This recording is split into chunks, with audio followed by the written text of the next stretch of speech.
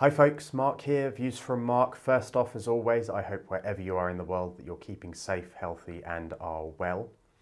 A little earlier in the summer, I had the honour of being able to meet up with Bond00XL himself, aka Mr. Will Burke, on his first ever trip, not only to Europe, but his first ever trip to the UK and to London, somewhere which you could argue is the home of Bond, seeing as most of the missions that he's sent off on in each film, it always takes place in London in M's office. But not only that, it's also home to so many of the iconic brands and companies that you would associate with Bond, the likes of N. Peel, Oliver Brown, Globe-Trotter, Crockett & Jones, Turnbull and Asset, the list goes on. But now that some time had passed between when Will was over, I wanted to do like a catch-up video and have a conversation with him and kind of get his thoughts and reactions to being in London for the first time, how he found it, and as a Bond fan, what did he expect versus what he was faced with when he actually got here. So anyway, it's a great conversation. I love speaking with Will. I hope you'll enjoy it too. So without further ado, let's get the video started.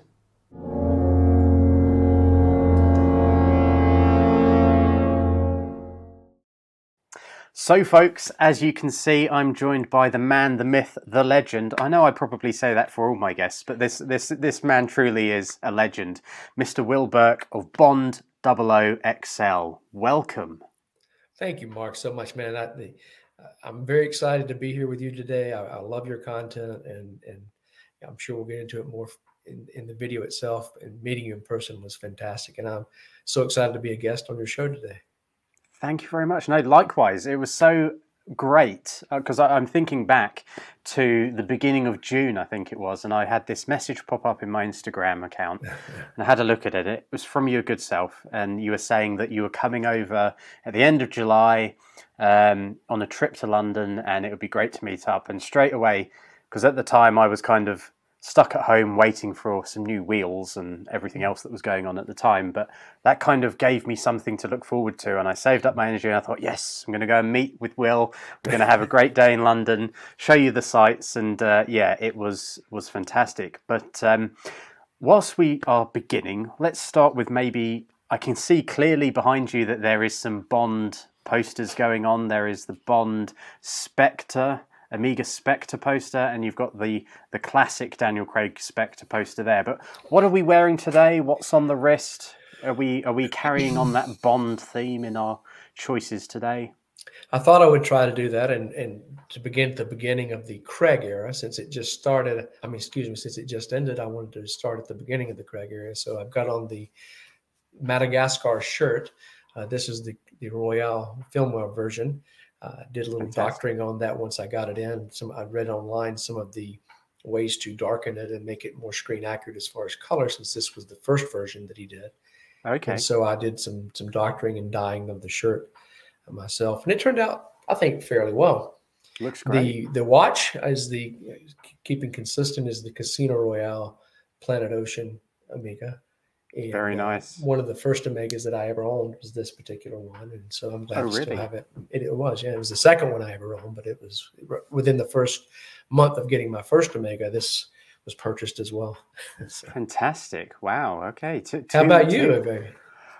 Well, today I've gone for an Oliver Brown. I'm not sure how, because my screen setting might be showing this a lot darker than it is. I'm not sure, but anyway, this is the Oliver Brown Thunderball long sleeve polo shirt. Nice. This was the very first item I ever got from Oliver Brown when their Bond collection, a few years back now, but when their Bond collection was online and I saw this, I thought, ooh, yes, I'm going to get that. And I did, and I've never looked back. And as you probably have seen from my channels and my Instagram posts, my, shall we say, addiction to Oliver Brown has grown significantly over the past few years, so this is where it all started for me. Interesting. And in terms of watches, I'm wearing the very first Amiga that I ever got, which isn't technically a Bond watch, but it was inspired by the Seamasters of Pierce Brosnan. You know, that's where so many of our fandom started, is with Pierce Brosnan, and it is the Divers Professional Seamaster. Nice. It doesn't have the wavy lines on the face, it is the flat face, but I love it. I've never looked back. And again, that's where the addiction with Amigas began for me. So it's all been a slippery slope into, you know, collecting since then. But well, they both look fantastic. That Oliver Brown shirt is amazing. I don't have that particular piece. Like you, I love Oliver Brown. I have several of their garments, you know, 4 or 5, I guess it is. The one I'm missing that I want the most, and I know they're going to do a Bond release sometime later this year, at least that's my understanding, are those doggone Thunderball swim shorts, the blue with the dark blue band around the top. I've got to have those in my size, and I missed out on that. It's driving me crazy, to be honest with you. I know exactly how you feel. I've had there's a few people that I've had messages from on Instagram who are also searching out those exact shorts as well. So there's clearly a demand for them. Whether they'll bring them back, I don't know. But they are. I don't have that pair myself. I would love to, of course, but again, they're out of stock. I did manage to get the pink ones. Nice. And they're lovely. I mean, pink is quite a brave colour, but yeah, they're lovely. All of Oliver Brown's stuff is great, and as you say, there may well be some more Bond related lineups coming from them. I would imagine in the not too distant future as we approach this 60th anniversary. So yeah, I'm going to be keeping my eyes open. That's for sure. But for anyone who is joining us today, who for some inexplicable reason isn't aware of your channel, isn't aware of kind of what you stand for and where you're coming from on your channel, could you give us kind of a brief synopsis of who you are and what kind of got you into this hobby of ours and creating content? Yeah, thank you very much. Two different, the answer may be a little long, and if you've seen my videos, I'm not afraid to run a little long. Something I've got to work on, by the way. But no, it's great. First of all, my fascination with Bond, my affinity for James Bond began when I was around 12 years old in 1977. Yes, I'm dating myself, but it is what it is. My first film I saw was The Spy Who Loved Me at the theaters, and I was hooked from that moment on. So I began collecting Bond-related items back then when I was a young boy. You know, I joined a James Bond fan club. I think it was headquartered in London, or England at least at that time. Got a really cool yellow shirt with the 007 logo with the gun barrel on it back then. Got the little, like they used to trade trading cards like football players and baseball cards. Well, they did James Bond cards, and I got those back when I was younger too. And incidentally found them when I was moving out of my office. I found them in a box. I still got them downstairs now. But so that was the genesis of my begin was The Spy Who Loved Me, and just being fascinated by the whole thing. The car, the Lotus going into the water blew me away, turning into a submarine, little Nellie, you know, and as a 12-year-old boy, all the beautiful Bond girls and the locations it was just staggeringly fantastic. So I even, as I said in my first video, I bought a tuxedo. I'm in North Carolina, in a very small town in North Carolina. And I bought a tuxedo. I don't know that anybody else in my high school had a tuxedo. I bought a damn tuxedo, and you know, hardly ever had an occasion to wear it. But in my mind, I was going to wear it to Cairo, right? I was going to wear it to London. I was going to wear it to wherever, and be in my mind Bond for at least a moment or two. And so that's where it began. And the second part of your question, escapes me, and I apologize. No apology necessary. Oh, my channel and how your channel, yeah.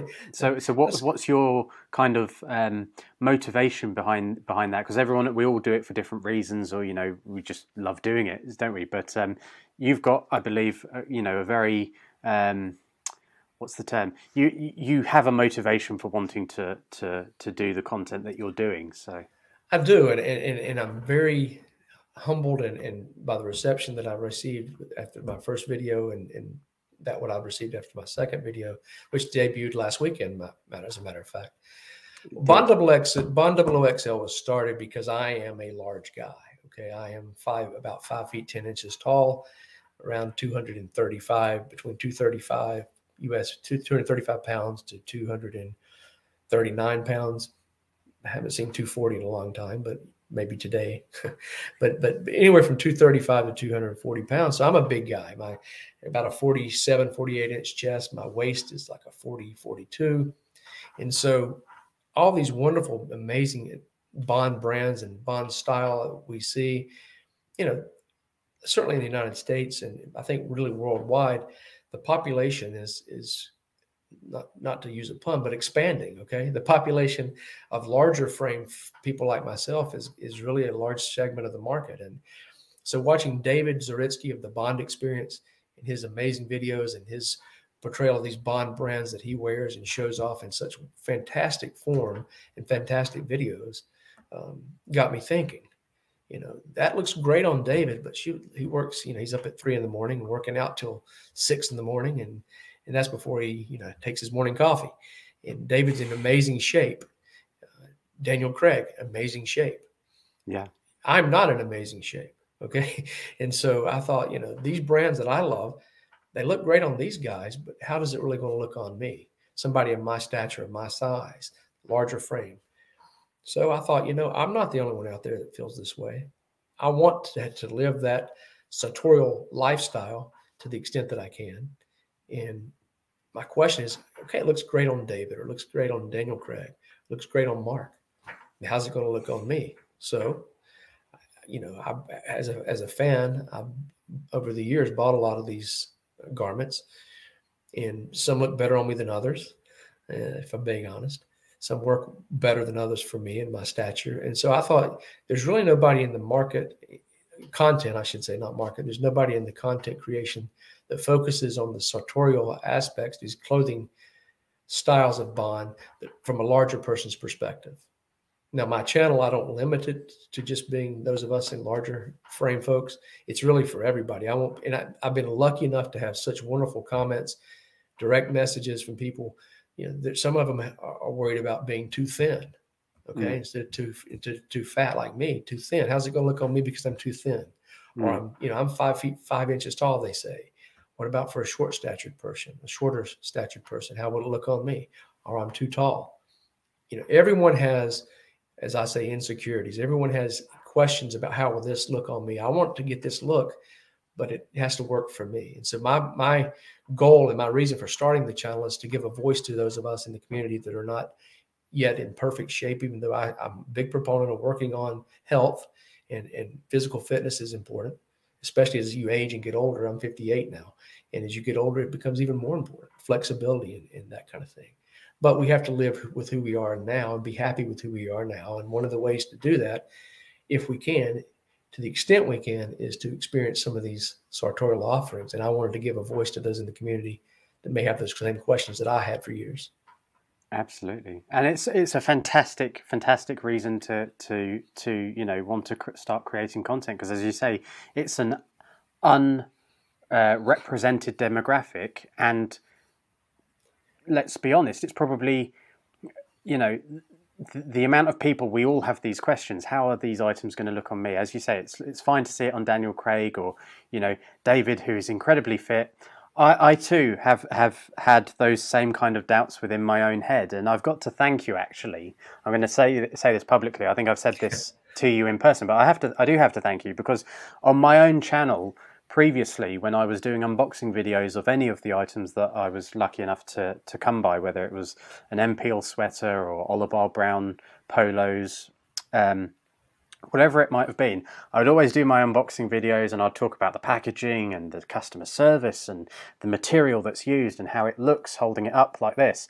But I would never do a shot where I was actually wearing or demonstrating how something looked. And that was because in my own case, being a wheelchair user, it was something I was very self-conscious about, and thinking, well, it's just going to look a bit strange showing that on my channel. But then when you came out with your very first video, which I loved and absolutely fell in love with, which was the your unboxing / thoughts and impressions on the NPL Commando sweater, and I thought, why am I so hung up? You know, if Will has the confidence and can go out there and put this positivity into the community to show it doesn't matter who you are, it doesn't matter if you're tall, short, fat, thin, if you're stood up or sat down. It doesn't matter.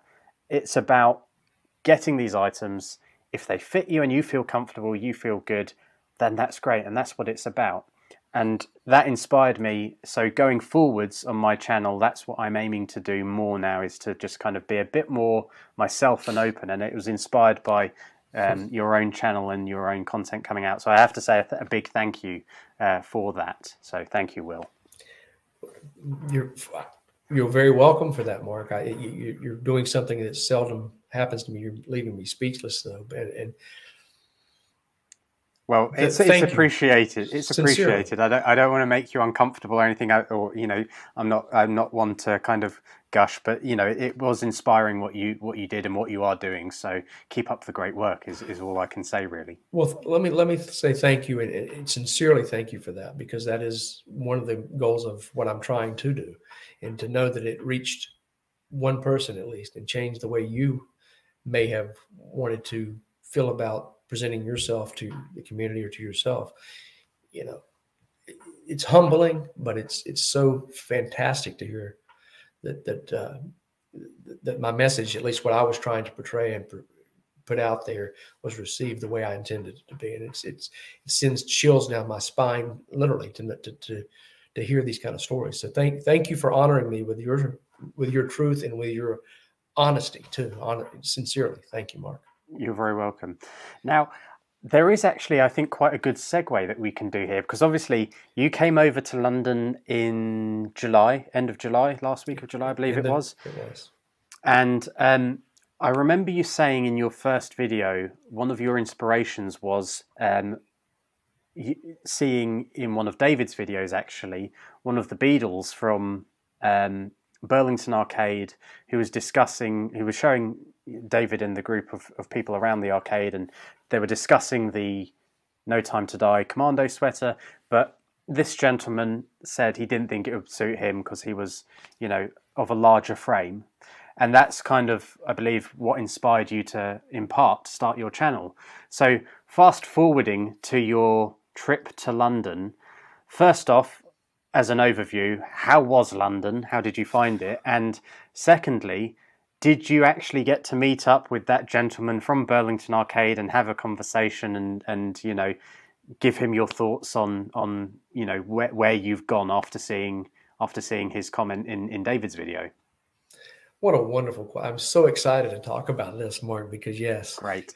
That was a very big inspiration for me. In fact, I don't know that I would have started this channel, Bond00XL, if I hadn't seen that video of David's. And he was, as you said, he and Harris and a bunch of people were over at the Burlington Arcade to do a tour during the release of No Time to Die for the premiere. And the Beatles' name, I think in fact, I know he's the head Beatle, and his name is Mark Lord. Mark Lord. Wonderful gentleman. And one of my biggest things I wanted to do when I came to London was to meet this guy. Okay, wow. Because he was an inspiration for me to start this channel, because he's built like I am. And he had the same questions that I have and so many other people have. And in watching the video with David, he was such a wonderful gentleman. And so that was one of the things I really wanted to do. So on Wednesday, my wife had already booked a tour of the Burlington Arcade for us to go on. And that tour is going to be directed or led, just the two of us, by Mr. Lord, by the head Beatle, Mark Lord. He gives these tours. So I spent, and he was so generous with his time. I spent about 3 hours. We spent about 3 hours, with Mr. Lord that day at the Burlington Arcade. We told us the history of the arcade, how it started, how it's changed, how it's evolved, certain stories of certain celebrities that were in there, certain things that he took great satisfaction in his job.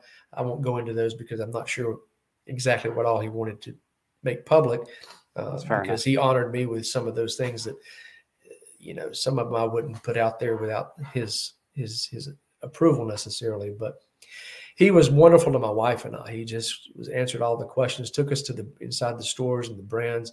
Oh, you could tell all the brands love this guy, Mr. Lord. They just, oh, it's Mark, and then throw their hands up and talk to him for a minute, and he introduced my wife and I to them. But and I explained to him about my channel, and he thought that was fantastic. That how he was one of the inspirations for me starting the channel Bond00XL, And so he called the manager of the arcade over. She was walking through the arcade to go somewhere. He called her over and said, "You got to meet this guy. You got to meet this guy." He said, wow. he told her, he said, he said, "You tell her."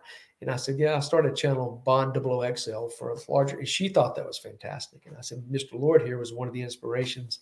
And she said, "Well, he's an inspiration to us all." And I can certainly see why, because he's excellent at his job. He's a fantastic ambassador for the Burlington Arcade and for the Beatles. But I'm sure he's very serious about his job too. But he's a great public face. It was a wonderful experience. A wonderful experience.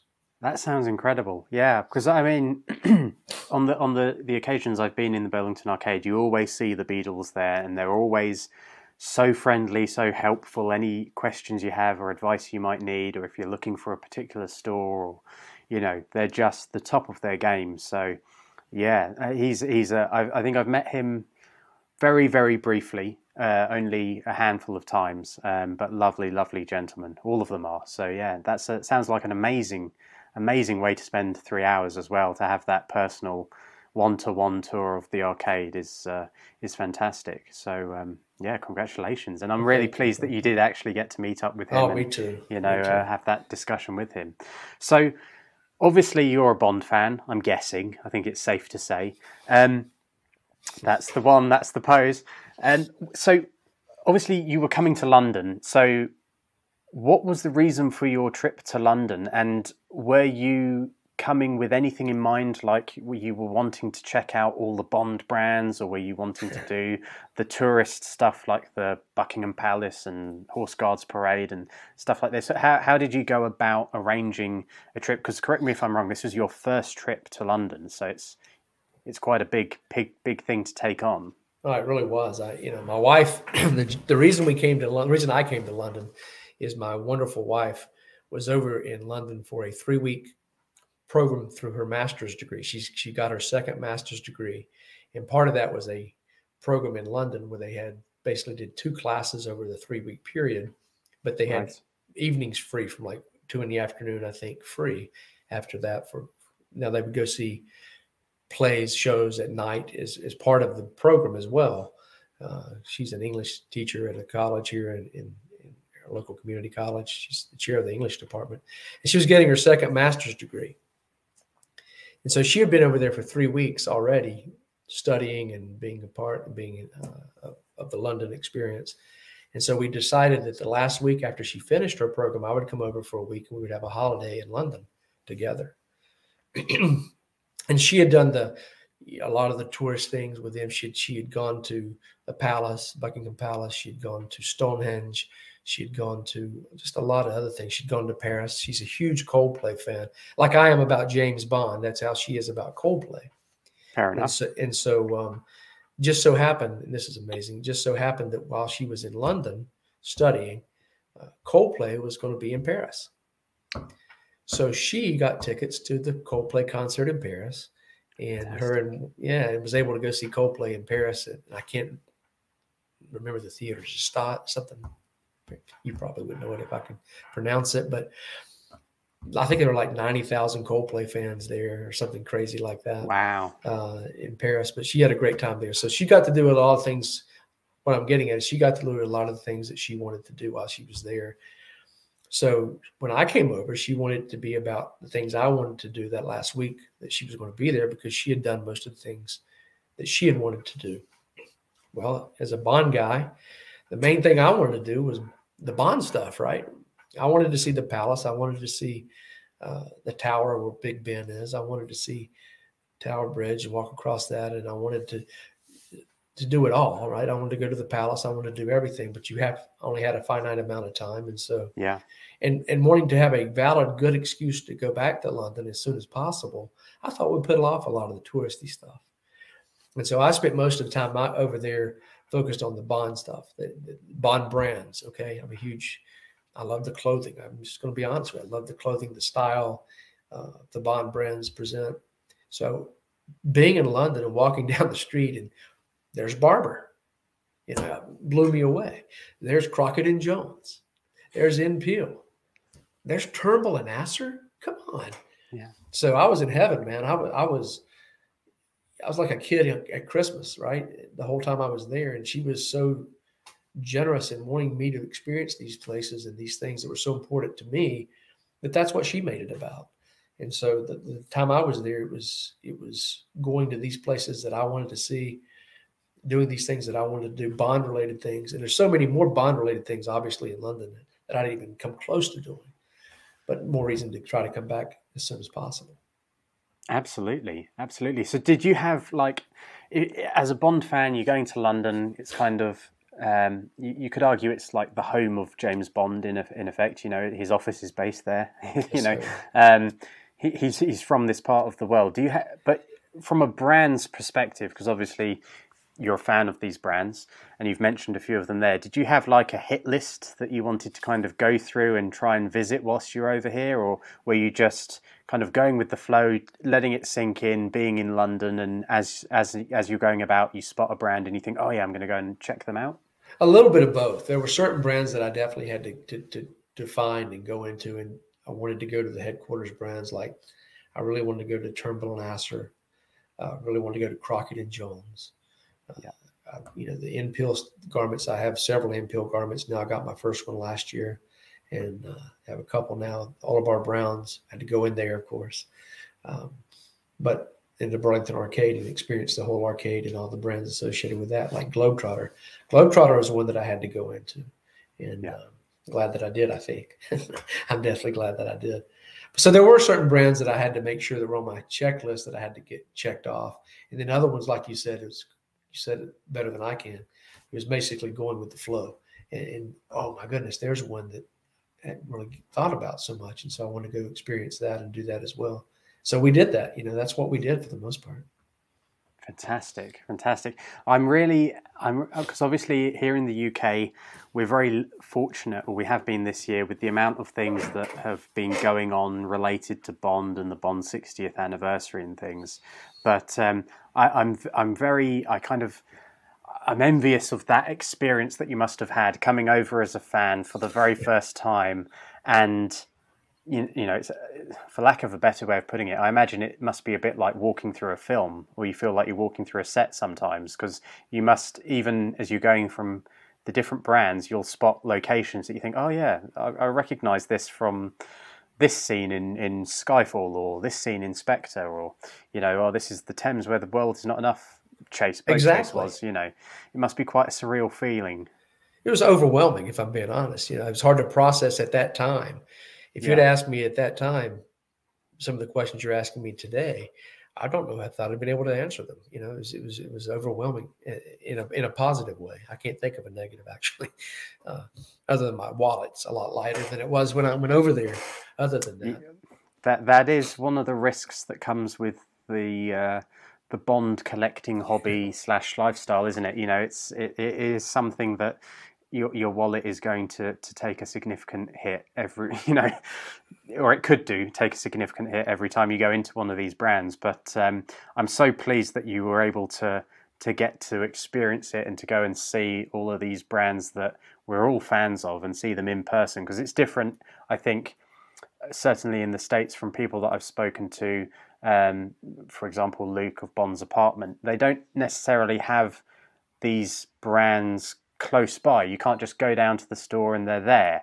Whereas in London, or certainly within Burlington Arcade, I mean, that is what, a 200 meter long stretch of arcade, shops on each side, and there's probably all the main Bond brands in one corridor, in effect. You know, as you've mentioned, Globe-Trotter, Crockett and Jones. Amiga had a pop-up boutique there, which isn't at the moment, but you've got the Bollinger Bar, you've got NP, you know, it goes on. They're all in one location. It must be really, really, as you say, overwhelming, but great to be able to actually go into the stores and see them. Yeah, and the you know, the staff in these stores too, the customer service that you receive is amazing. I mean, you know, you come in as a Bond guy or a Bond, you know, you're kind of, at least coming from the United States, I'm coming over thinking, well, they're going to look at you and, oh, he's one of those guys, you know. No, they treat you with respect. They treat you with dignity. And they make you feel good. It just makes you feel good. I mean, let's be honest. These, like you said, these brands typically, because they're quality products, they're well designed, well made. A lot of them very earth consciously made, as well. The prices are going to be, I'm not going to say inflated, but the prices are going to be a higher price point than a lot of similar looking garments that may not be the same quality. Well, the customer service is part of that as well, in my opinion, that you're paying for. They don't make you feel it's just for the money. They make you feel that you're welcome there, not just to get your money, but they make you feel welcome there as a client, as I shouldn't say a friend, but they give you that impression. And they embrace you is what I'm getting at. Absolutely. No, I think you're spot on. And I think, I've said in many of my videos, whether I'm talking about M-Peel or Oliver Brown or Amiga or, whoever it might be, that the customer service that I've experienced has always been brilliant, whether that's been online or in person in the stores. And I think it really, as you say, they're producing quality products. Obviously, being in London, they have high rents and things like that, but that's not why the prices are as they are. The prices of some of these items are what they are because they're producing quality, because they're giving you such a great customer experience and making you, feel part of the family in a sense. That's right. It does give you that kind of family feeling. And I think one thing that I was obviously that day when we were meeting up, it was a Thursday. I'll always remember it. And we arranged to meet at Covent Garden by the tube station there so that we could go for coffee and then, see where the day took us. But one of the things that really brought a smile to my face, obviously, other than seeing you guys appear, you and your lovely wife, was that you were carrying something with you when you arrived. And it was something that is actually the subject of your latest video, which I urge people to go and watch. I'll put a link in the description below. But it was something from our lovely friends at Connolly. Absolutely. And that brought such a smile to my face, not only because I was wearing my Gambino jacket that day, but not to say that it was definitely going to be a Gambino jacket, but the Matera jacket, let's say. But watching your latest video and hearing, and equally, when we were meeting in person, hearing your story about the customer service that you got from Connolly alone, and I think we both had the same sales guy, Ivan, who dealt with us both. How was it for you? Because I mean, Connolly, first off, if people aren't aware, it is a tiny.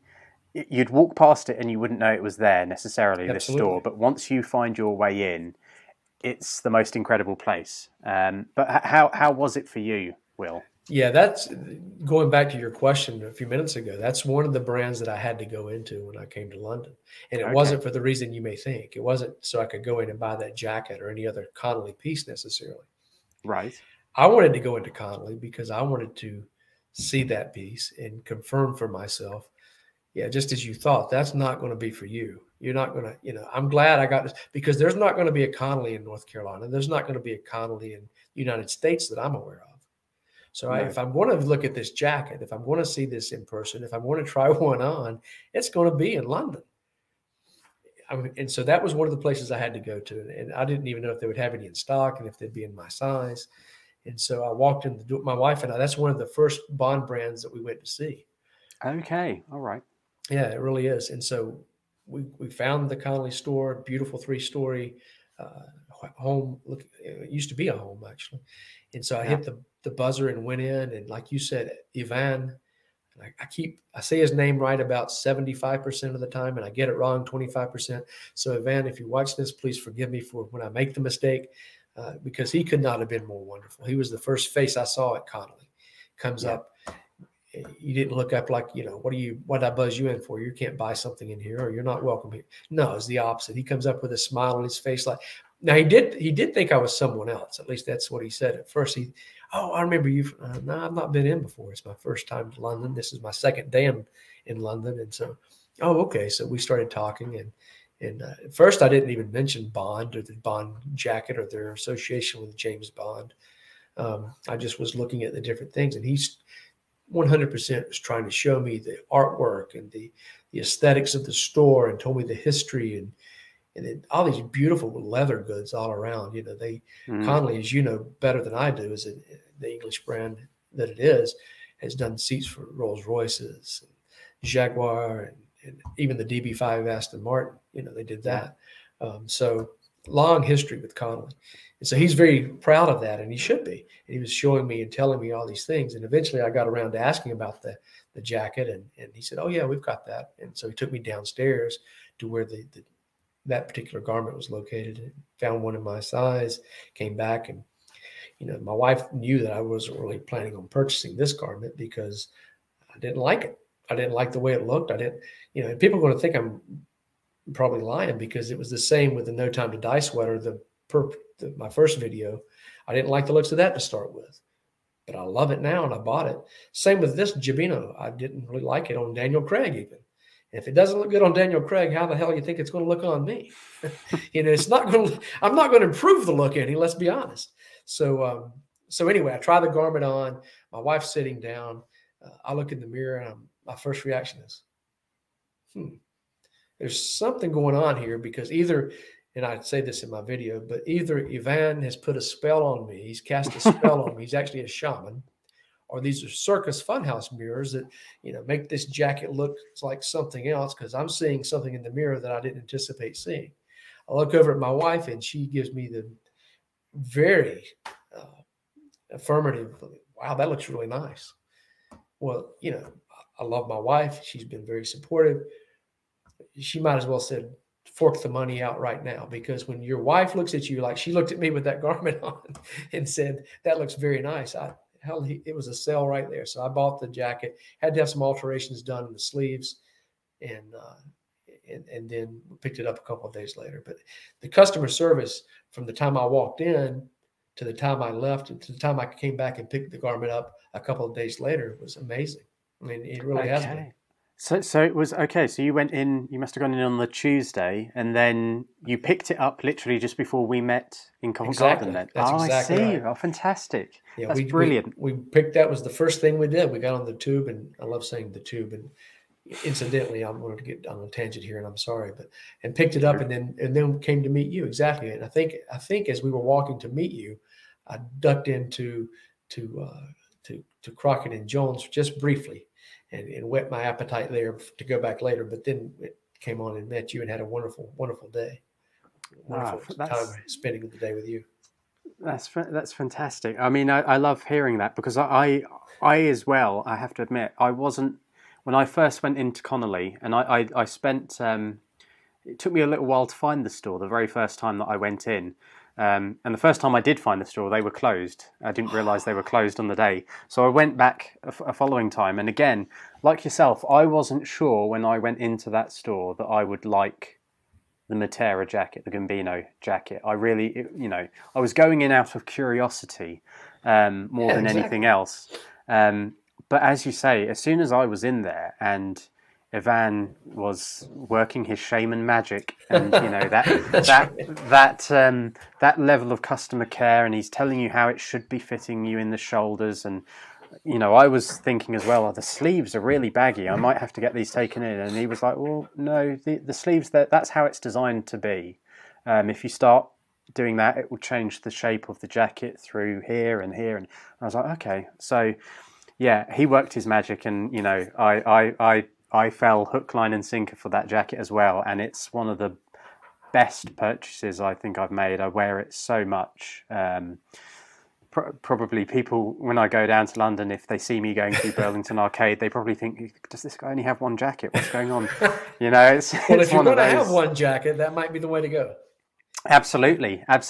But no, as you say, and the other thing for people, if they haven't been into the Connolly store, I don't know about you, you will, but I go in, or I've been in there, and it feels so tranquil. Like there's fantastic photos on the wall. They had some Bond photos up before, but fantastic photos on the wall, or art pieces, and it's hard to sum it up, but part of it feels like an art gallery, part of it feels like a museum. And then you've got it interspersed with these clothes. I mean, I've only been on the ground floor because obviously I can't do the stairs, but everywhere I've seen within that store where I can, it's a really tranquil environment, and you feel very relaxed when you're trying on any of their items. And as you say, the customer service is great and knowledgeable, because I think that's what you want in a lot of these brands. It's fine to have a sales assistant who can try and sell you something, but people, I think where it goes above and beyond is when they know intricately the history of their brand, the history and development of the item that you're interested in, and can marry it up perfectly with your interest to be able to advise you on saying, if it was the Gambino jacket, oh yeah, it fits like this in the shoulders, or it should fit like this, is just second to none. Yeah, well said. That's well said, Mark, because that's exactly what Ivan. See, I told you I'd mess it up again. Sorry, Ivan. That's exactly what Ivan did, and that's how I ended up, as I discussed in my latest video, Bond00XL. He's the one that suggested that I might want to think about the long. Instead, Right. I'm 5 feet 10 inches tall, so normally I can't think of ever buying a garment in a long before. But because of the short-waisted nature of this, my stature, my size, etc., the long was a perfect suggestion. And he even went so far as to, and I can't replicate what he said exactly, but it made sense hearing it from him. And it works even if you're not built like I am. A long, a lot of times, would be a better fit for even normal size people that are not my size, because of the way that the pants are today, that trousers are today, the way that it shapes and where it falls behind your buttocks, if you will. A garment like this, the flow is better. Okay, it's not like a drastic thing if it flows. Yeah, and that the silhouette, I guess, is what I'm getting at. The silhouette may be a little more clean, for lack of a better word. And the way he explained it was perfect. And so his suggestion of going with the long and just getting the sleeves shortened was, I think, a fantastic one. Worked for me. It changed my outlook on that garment completely. Yeah, no, I can imagine. Thank you, Van. Yeah, you've told me something new as well, and I picked up on this in your video, which people should go and watch, by the way. In that I didn't even realize that they did a longer version of the jacket, so that was new information to me. I mean, I think I must have the short version or the standard version, which is fine for me. It's perfect.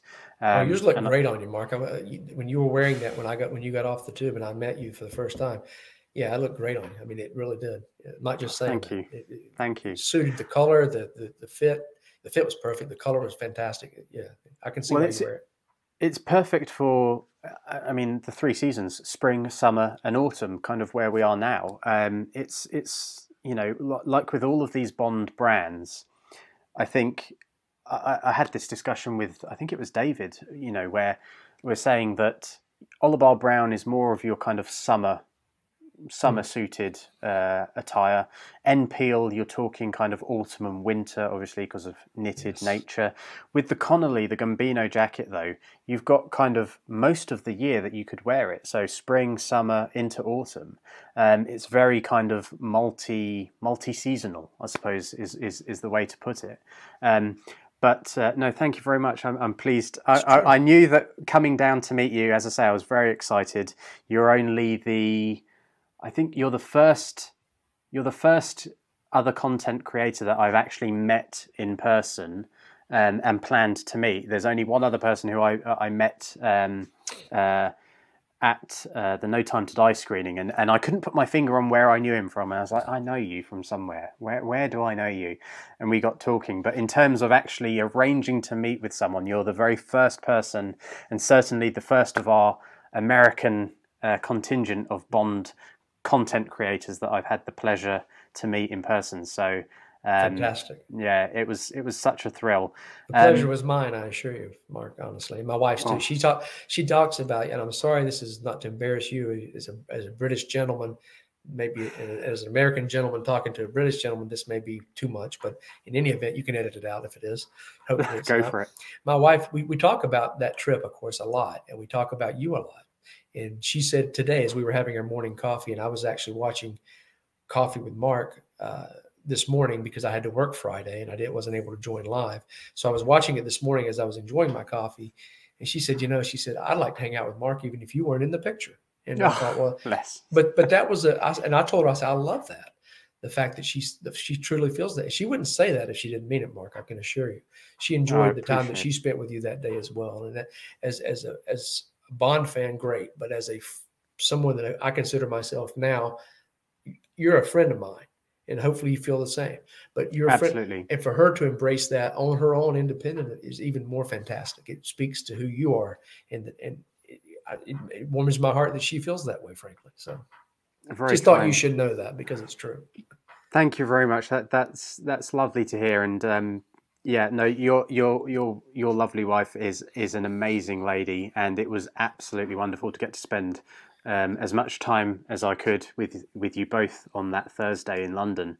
And also, it's got to be said, what an amazing, supportive wife to, you know, as we've said, the Bond collecting hobby isn't necessarily the cheapest at times, but to just give you that nod and say, yeah, that jacket looks pretty good. You know, that's a green light, my friend.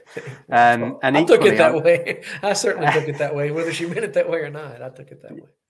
And equally, you know, what other Bond brands, because I imagine there will be other videos coming from Bond00XL, which may or may not include something that I felt very privileged to be there in person when you made that purchase. I'm not going to say anything because I don't want to, you know, I'm going to leave that up to you, and you don't have to say what it is. But what other brands did you frequent and kind of add to your collection from whilst you were over? Before we leave Connolly, I have to add one more thing, just because it's not because I just found this out, and because I found it out, I want to share it. The word Gibino for Connolly Gibino jacket, as we call it, the Connolly Gibino jacket or the Matera jacket.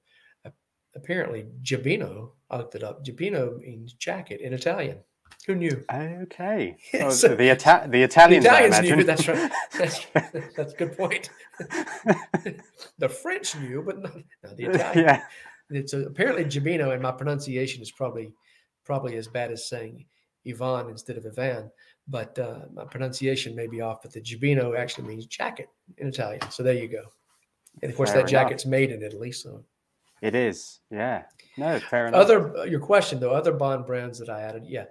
I've already posted on Instagram, Bond00XL, on Instagram about one of the purchases, the one I think you're alluding to, which is the Globe-Trotter carry-on. That piece, that's one piece that I went to London to buy. Yeah. When I flew over to London, I knew I was either going to buy that bag, that carry-on, or I was going to order it online. One or the other. Yeah. I didn't know if I'd buy it in the store. I didn't know if I'd end up ordering it online, but I was about 90% sure that that's where a substantial portion of my funds that I'd been saving was going to go, was to purchase that bag, that carry-on. And so there will be a video down the road on that for sure. Fantastic. But I should look forward to that. If another brand, you ask about the brands that I want to be doing videos on, the brands that I purchased while I was in London. I was very fortunate to go into the Turnbull and Asser store and stand in front of the same mirrors where Sean Connery was measured for his shirts for the first Bond movie for Dr. No, I think, and for subsequent ones as well. But you see the picture of Mr. Fish measuring Connery, and even though he wasn't the one that actually did the measuring at that time, he was the one they used for the photographs. Wow. Standing in front of that mirror, and I was able to stand there in front of that mirror and be measured. And I had a shirt made for me, that the cocktail cuff shirt in the blue, a blue cocktail cuff shirt, that I'm probably going to do a video on eventually. I have that still in the bag, still in the box as I brought it from London, because if I do a video on it, I'm going to make it a quote unboxing, a true unboxing video on it as well. So they were fortunate enough to be able to do that while I was there. It wasn't a completely bespoke purchase, but one that they had to do some alterations on, and were able to get that done within a day, maybe 2 days, I guess. I can't remember. Wow. and get it back. So I'm looking forward to that. One interesting story, though, to me. Go for it. Talking about customer service, Mark. And this is their next door neighbor, Crockett and Jones. Okay, I've got Crockett and Jones shoes. I've got the Tetberries I've had for several years. The wonderful the ones you wore, the boots you wore in Skyfall. They're escaping me. I know the ones you mean. I know. Yes. The name is not. because they've got names for everything, haven't they? They've got They the do. Alex and the Adam and yeah, I know the ones you mean. The name escapes me. The Scotch green leather, the ones he wore in the Skyfall when he was in Scotland. Yeah, I've got those boots and I love them. Crockett & Jones makes an amazing shoe, obviously. And then I've got, it seems like I got another pair too. But in any event, I wanted to try to see the Sky 3s. The Sky 3s are another boot that not been used in any Bond movie, but that I think David and Zaritsky and a couple of other people I've seen wear them. Beautiful boot. And I thought, they've discontinued that boot. And they discontinued it some time ago. And so I'm thinking, well, eBay, here I come. But I figured while I was over there, I'd at least look around and ask. Well, the one in downtown at the Burlington Arcade didn't have anything in stock there. So the one on, where's the main store? Is it German Street? It may well be, yeah. The only one that I've ever known is in Burlington Arcade. There's one right beside the Turnbull Nasser. Is that called German Street? Am I pronouncing that correctly? Yes, German Street. Yeah, it's right beside Turnbull Nasser, the little Crockett & Jones store there. So Okay. I went in there and they had a Sky 3 boot, but not in my size. It was discontinued. They're not making them anymore. You can have one bespoke made, of course, if you want to, but they're not making that boot anymore, she says. And I think they had it in like a size 12, and that's not my size. But the young lady working in the store, and I wish I could remember her name because she deserves so much credit as well. She said, and it was on sale, by the way, because they were discontinued. They marked them down like half price or something, Wow. She said, let me see if I can find one for you. And so she called. I don't know how many Crockett & Jones stores there are in England, but she started calling, and then another sales associate in Crockett & Jones started calling on a different phone to other stores, and they would ask each other, hey, call this store, and yes, call this store, and they to inquire if any of these stores had my size. Yeah. They found one in my size in London. I'm not sure where it was. It was in England. One store in the entirety of England that had these Sky 3 boots in my size. Wow. She shipped them to me, and I had them about 2 days or 3 days after I arrived back in the United States. Oh, wow. Okay, so it wasn't even that you got them in London. They shipped it straight to you in the States? Yeah, that was on a Friday, I think it was. It was Friday. The day we were leaving was Saturday. And so they couldn't even get them to the store to me in time. But they said, no problem. We're going to ship them to you. So not only did I get the Sky 3 boots, but I got them on sale. And I think because they were shipping to the United States, I think I was able to avoid duty as well. So. Which is always a plus. I guess the VAT tax. The VAT, yeah. That's what I avoided. Yes, sir. So. Wow, that's incredible. You see, folks, that's the thing I think about these brands as well is, and the ones that generally are associated with Bond, they're what people could call as a higher level, but the customer service, they go over and above every time. And that's a perfect example. I love that story, that you've got people, hang on, let's try this. One on the phone here, one on the phone there, hunting for... Two people at the same time in that two store. people. Yeah. Two sales Incredible customer service. Yeah. No, I don't have any Crockett & Jones yet. One day, but I don't have any yet. But I know exactly where I'm going to be going when I do go to pick some up, and that is definitely the store in Burlington Arcade, without a doubt. They're fantastic. Fantastic. But now, if you go to German Street, check out the store there and tell the lady, because I called them to thank her, by the way, when I got back to the United States for her service. I wanted Crockett & Jones store to know that she went above and beyond. Wow. So I called the store, and I could not remember her name, and I don't remember it today. And so I apologize, young lady, that I don't remember your name, because you deserve to have your name remembered for sure. But I called the store, and she said, well, it's got to be so-and-so because it's the only female we have working in the store.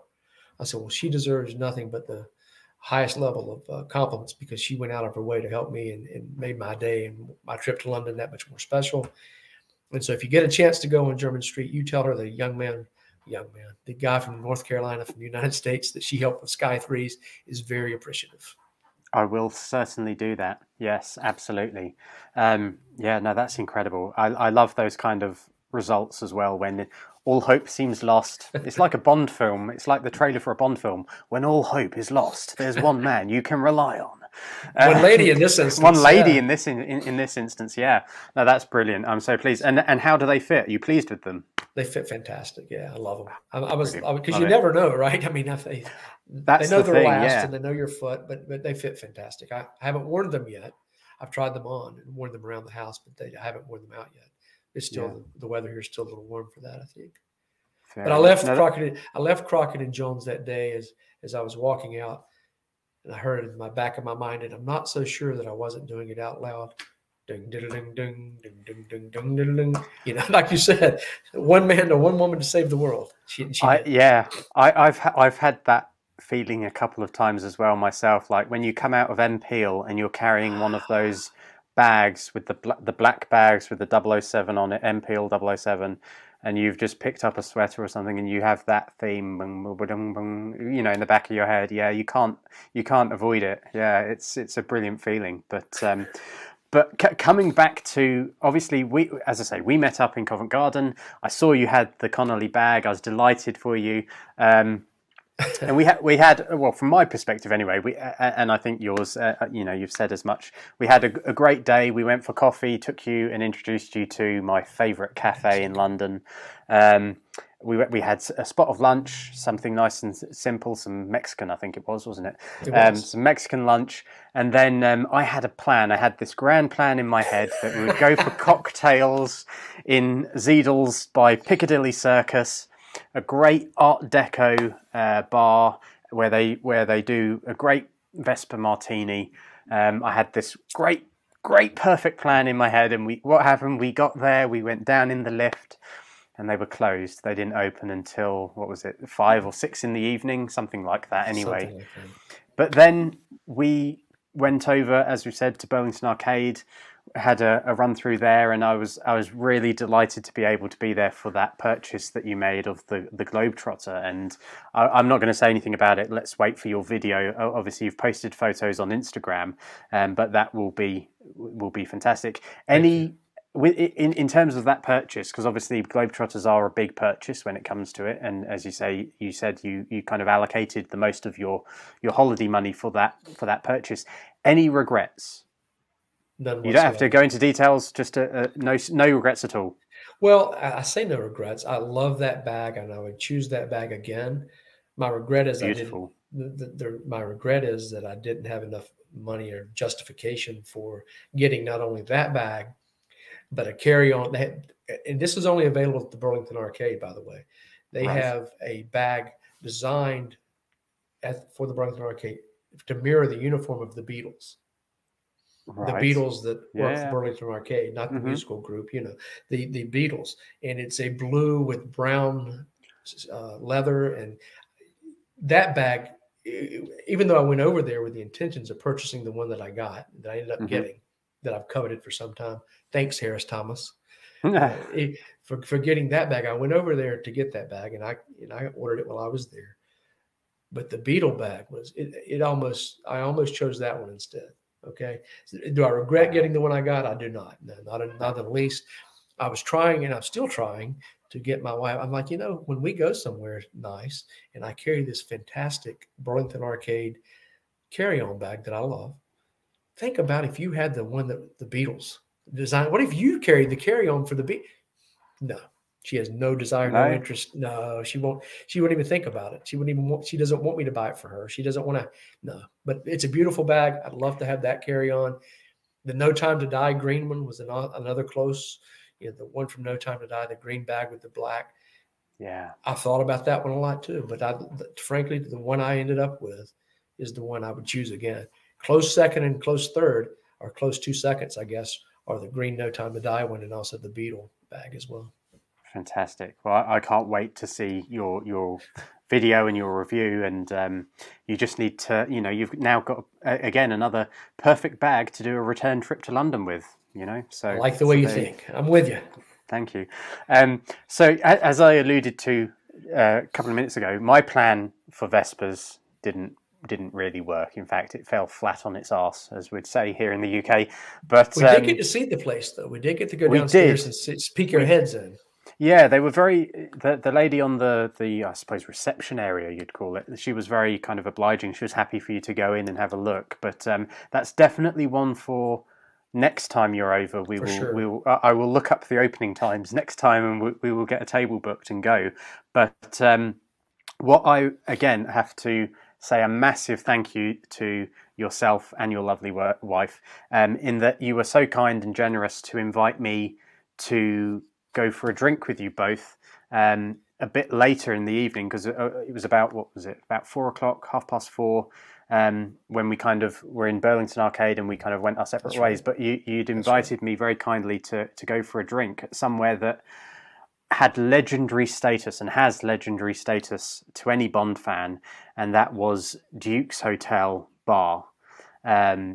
To go and join you for a cocktail there. So of course I wasn't going to say no, because I've heard about this place. I've wanted to go for many years. I've just never had either any occasion or anyone else to go with to the bar. So thank you for that. But how was your experience of discovering Duke's? Because this was you'd been there once before on your trip over here. How was your experience of Duke's and discovering the bar? That's you asked what Bond brands I wanted to go see when I was in London. In Duke's, although I don't know if it's considered a Bond brand per se, it may have been the number one thing I wanted to do when I came to London. I know that sounds strange to everyone watching this. Probably it sounds strange maybe to me hearing myself say that, but it really was. It probably was. It may have been the number one thing I wanted to do when I came to London. Number one is go to Duke's Bar. It's got an amazing history, independent of Bond, independent of Fleming. It's got an amazing history, but it really does. It's got a Fleming history as well, and it's got a Bond connection in the Bond history. And one of the things that was so important to me, and you never know, one of the things that was so important to me, it's also got Alessandro Palazzi, and he's the head bartender there. He really is the man, the myth, the legend. It really is. He makes it an experience. It's not. Absolutely. It's not just getting a perfect, by the way.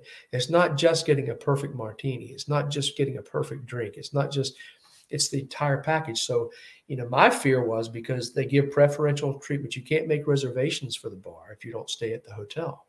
We weren't staying at the hotel. I'll tell you where we're staying later. Remind me, and I'll love that place too. So we weren't staying at Duke's. So, this was on a Tuesday when we went by and found Duke's Hotel and Bar.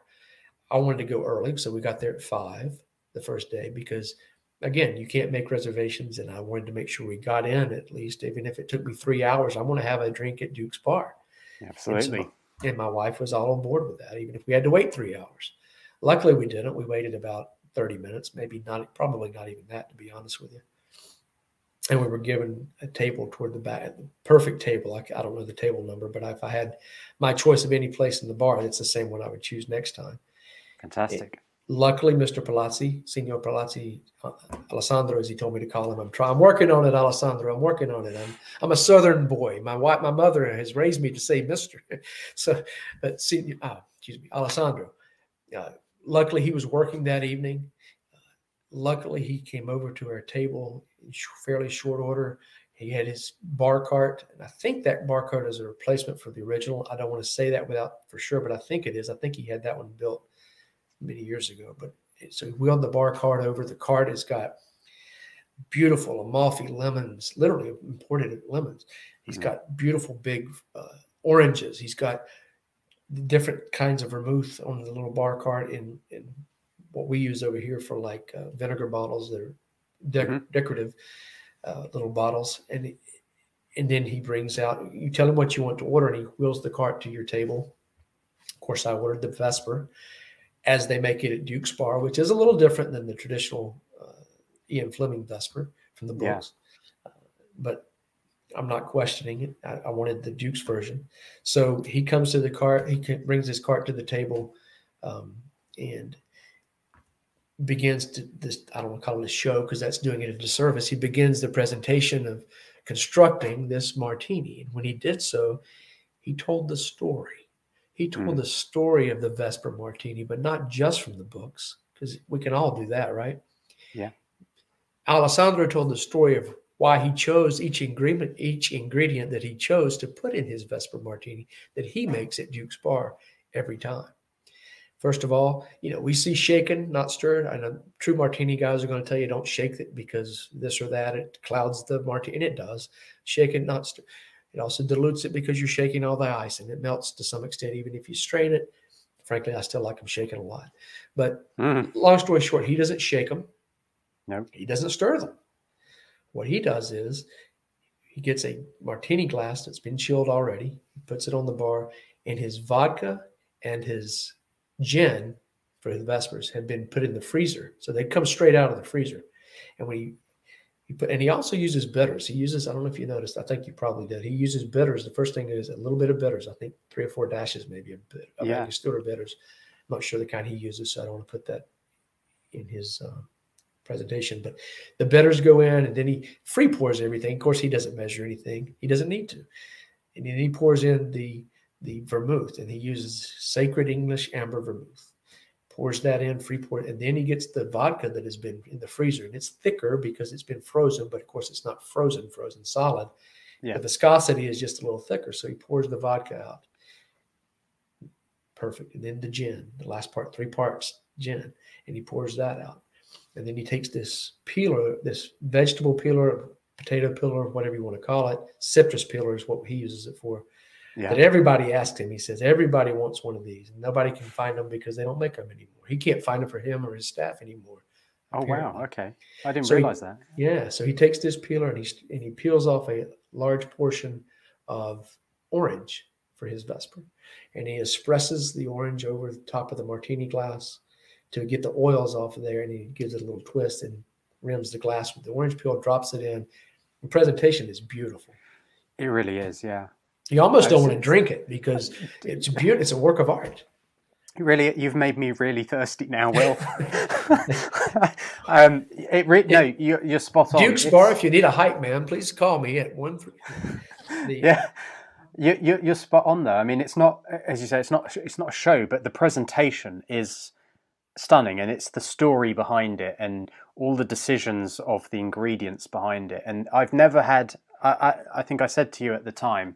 To both you and your lovely wife, I've had martinis in some very nice places. I was fortunate enough to have a Vesper martini at the bar at GoldenEye, right down by the beach. I wasn't staying at GoldenEye. I say this every time. I wasn't staying at GoldenEye. I basically talked my way in with some work colleagues because we were there for a week in Jamaica, and that was the one thing I wanted to do was go to GoldenEye, and we managed to and just have a drink at the bar. So I've had a Vesper at GoldenEye, but the best martini I have ever had, bar none, hands down, is what we had at Duke's. Unlike anything I've had anywhere in the world. Incredible. So thank you, Will, and thank you to your lovely wife for introducing me to Duke's and to the amazing martinis that they do.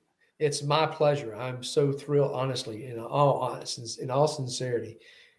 It thrills me to no end that you joined us that night. And it thrills me to no end that I was there when you were there for the first time, and that you were able to have Alessandro and listen to his story and watch his presentation, find out why he chose the Polish vodka. I'm not going to go into his story, why he chose the Polish vodka, why he chose the vermouth he chose, why he chose the gin that he chooses, etc.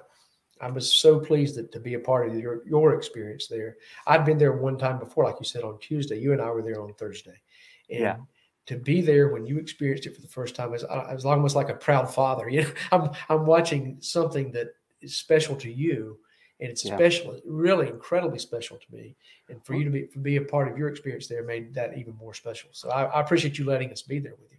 Well, that's the thing, isn't it? Because you going there on the Tuesday as a Bond fan and knowing that this is like the mecca for Vesper martinis. Everyone goes to Duke's and goes to Alessandro and has him make a martini. So you knew what to expect. So you know what I was feeling in that moment. So you were able to observe that. I think you could probably see how excited I was at the time.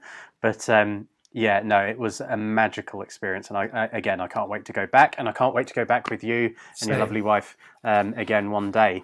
But another thing that I was delighted to see when we met up for that second time, as we met up at the hotel. I know where you're going with this. Do you? I think I probably do. I was delighted to see that you'd broken out for the first time as well, the Matera jacket for the evening for us for going for a drink, and it looked fantastic on you, I've got to say. I'll perhaps pop up a photo. The only regret I have was that we didn't get a photo of all three of us, you, your lovely wife, and myself. That was the one thing I forgot as we were leaving. I was heading back to my car and I thought, hang on a minute, I've forgotten something. It was like one of those Home Alone moments, Kevin! But, you know, it was photos. But no, that's something for next time as well. For sure. Rumor has it that I might have had a second Vesper that evening. And really? So I wasn't thinking about a whole lot when we were leaving, other than how wonderful it was to. I hadn't noticed. No. It was great. And for anyone who does go to Duke's, they do actually put on their menu, don't they, that they will only serve 2 Vespers to any single person, because they pack a punch, folks. They really do. I think each one has around 5, maybe a little over 5 ounces of alcohol in it. In all honesty, so the first one is fantastic. The second one was probably overindulgence as far as, but I didn't know when and if I'd be back in London and when I'd be back at Duke's, and you know, I thought, goodness sakes, this is my experience, and this is the number one thing I wanted to do in London, and I'm going to do it. So I don't really regret it. No. One is probably the preferential way to go, in all honesty. I tell you, if I was not driving home that evening, I would have happily have sat there and had a second one with you, and a third. And I will say, and so they have sleeping cots there apparently that I was unaware of. Do they? No, okay. They would need it if we had 3 or 4. I'll tell you that. It would. Yeah. No. But I've got to say this too. You talked about pictures from there, and we do have some pictures, and of course, using the phone for pictures. If you put your finger on the picture, it will it'll play about 3 seconds of what was leading up to that picture. So my wife I'm so glad that she did this. She got a picture of you with your first sip of your first Vesper at Duke's Bar. Oh, really? It was fantastic, because I put my finger on that, and I get to hear Mark watch Mark put the drink up to his lips, take a whip, and make it.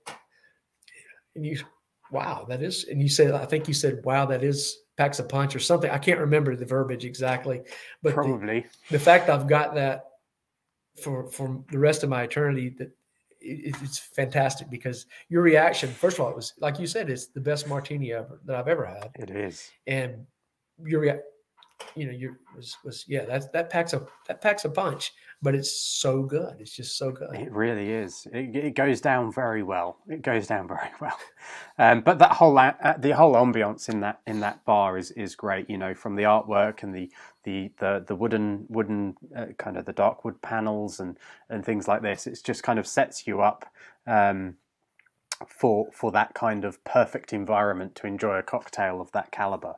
Well, think about it too, because in the United States, at least, a facility like that, a place like that is rare. It doesn't, at least in this area. We've got sports bars, and we've got places to watch games on television and drinks that are served, etc. There was not a TV in that facility. There's not a radio or music blaring through in that facility. That is about connecting with the people that you're with, enjoying a cocktail with the people and that's a lost art, in my opinion, to some extent. Absolutely. How much richer was that experience for you, for me, for my wife, Merritt? How much richer was that experience not to have to compete with a television, not to have to compete with music, good or bad music? It's irrelevant. The fact is, we got to focus on one another and experience Duke's, experience being there with each other. And to me, that we're missing that in this area, at least. And I've thought since I've been back, I wish I could open something reminiscent of that, but it wouldn't be successful here, if I'm being honest. But you never know. But I mean, you hit the nail on the head, because I think certainly since it's a crazy last 3 years that we've all had, lockdowns, COVID, everything else. But we crave this kind of in-person interaction. And for me, coming down on that Thursday, meeting up with you guys, and as you say, going to somewhere like Duke's, where you're not competing with the volume of a television or the music, playing good or bad music, but where you're not competing with that white noise, and giving you that chance to connect on a human level, but both as as people, but as Bond fans who have communicated via Instagram or YouTube, you know, through this glass up here in the middle of the screen.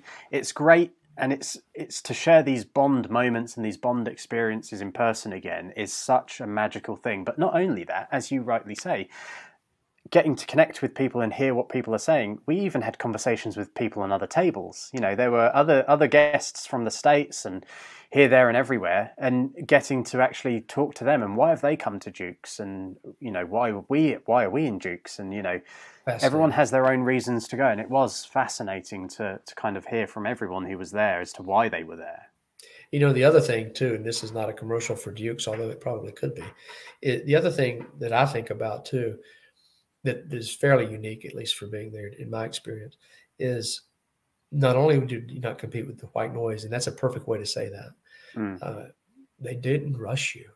No. You never felt rushed. You never felt like they were trying to turn the table, even though there may be people. They want that experience to be what you want it to be. They want to give you the distance, but they want to be as involved as you want them to be. If you told him, I'd like a martini, or I'd like a Negroni, or I'd like a, hell, I don't know, whatever. But don't worry about the table. Just make it. They'll bring it to you. They want it to be what you want it to be. They'll make your drink the way you want it to be made. Yes. It's about you. It's about you as a client, the customer. So it's that customer service again. It's that customer service. And they don't rush you. You don't feel like they're flipping tables. They're not trying to do that. They want, take your time. That is your table for the time that you're there. And I found that to be the case in a lot of the places in London. It's not just Dukes, but Dukes certainly exemplified that I didn't ever really feel like they were trying to turn the tables like I do here a lot of times. No. Well, like all good things must come to an end. I will, you know, we've been having this great conversation. I could keep going, but I don't want to eat up any more of your day. We're coming up on about an hour and 20 minutes. So to kind of wrap things up, I suppose, really, if you were to summarize your trip to London, say there's a Bond fan out there who hasn't been to London, would like to go, but isn't quite sure whether it's for them or not. How would you summarize things from your personal experience, both as it being your first time in London, but as a Bond fan as well? Well, you know, I'm a huge Bond fan. I have been, like I told you earlier in the video, since I was about 12 years old. So that's a long time when you're my age. And if I'm being perfectly honest with you and the audience and myself, I was not overly excited about going the first time. I really wasn't. Yeah. My wife was going to be there. I hadn't seen her in 3 weeks, as long as we'd ever been apart in the 20 years that we've been married. So I was looking forward to seeing her, but I wasn't, you know, the travel right now, the airports, etc. I was not excited. I'd love to be in London, but I wasn't excited about going. Yeah. And so the experience to potential Bond fans that are thinking about it, it will, in my opinion, and that's all I can speak for, I was blown away. I left as someone who did not initially want to go to somebody that wanted to go back 2 weeks later. I even wrote on my calendar at work in December, for December of this year, London. Like I was literally going to look into trying to come back the last week of December. It's not going to work out, as it turns out, I don't think. But so any potential Bond, and make it about what you want it to be about it. You don't have to do the touristy things. Don't feel like you need to push in, you know, X, Y, or Z just because that is the thing that people check off their list. I'm not saying don't do that, but make it the experience what you want it to be, and whoever you're with, that you guys want it to be together, because that's the memories that you're going to carry with you and make it a successful trip, in my opinion. If it's going to see Westminster Abbey, which my wife was able to do and go in, and that's fantastic, or Stonehenge. She did a Stonehenge tour, went inside Stonehenge inside, which is unusual these days. She was able to do that. And I want to do those things. So my next trip will be more of those kind of things. But this trip was obviously, as we discussed, something different. So any potential Bond fan going over there, do your research, know what you want to do, know what the people you're with want to do. And the biggest thing I would say is try to reach out to someone that is in that area, London, in that area of England, and see if maybe you can connect with them. Not necessarily bother Mark. No, I'm kidding. Not necessarily just Mark, but there's a lot of other wonderful people. In fact, I've had a couple other people contact me since I've been back from London and from that area, saying, if you come back, please look us up. And I will, because that's part of what this experience is all about. And that's meeting you is one of the biggest positives of the whole London experience. And I'm not just saying that not just for me, but for my wife as well. And so any potential Bond fan, make your list of things you want to do, but make sure that somewhere on that list is to try to reach out to a local, to someone else, to spend a couple of hours with, even if it's just over a drink. If you don't drink, that's great too. Go to lunch. If you don't want to do that, go to a park, right? Go somewhere and connect with another Bond fan to broaden your horizon, and meet someone that has like-minded interests that you do. And it will be a much more rewarding experience, in my opinion. How's that? Perfect. I couldn't have put it any better myself. And Will, you know that you and Merritt are welcome here at Castlemark anytime you want to come back to London. You're very welcome. It would be an honour to meet up with you guys again, hopefully in the not too distant future. For sure. But Will, I'm going to say thank you so much for coming on as a guest today. Folks, if you haven't checked out Will's channel, do go and check it out. I'll put a link in the description below to his YouTube channel, his Instagram. Go give him a look up. And yeah, Will, thank you very much for your time. It's my pleasure, and I can't tell you how much I appreciate this.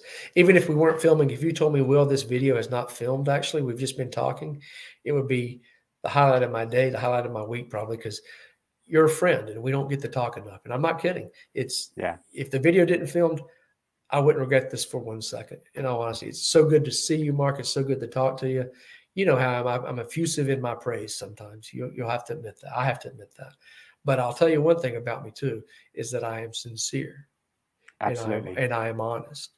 And so when I look at you and say, man, I feel like you're like a brother, and yeah, it's an American thing maybe to some extent. I don't know. I'm a Southern boy, but I mean what I say. And you are a friend. And so I've enjoyed my time with you, not just in London, but here today as well. So thank you. Thank you, Will. Likewise. Cheers. So there we have it, folks. I hope you enjoyed this video. It's great to talk with Will and to have a catch up. He's the warmest, friendliest man you could ever possibly meet. And, you know, I'm pretty confident in saying that he's a friend for life now, both him and his lovely wife. He's just an amazing guy. Do go and check out his channel if you haven't already. I'll put a link in the description below. But that's it for this one. I hope you've enjoyed it. If you have, please do give the video a thumbs up, consider sharing. And if you're not already subscribed, hit the subscribe button and also that bell notification so you get an update whenever I post something new. But until the next time, as always, stay safe, stay healthy, stay well, and I'll catch you all very soon. Thanks very much.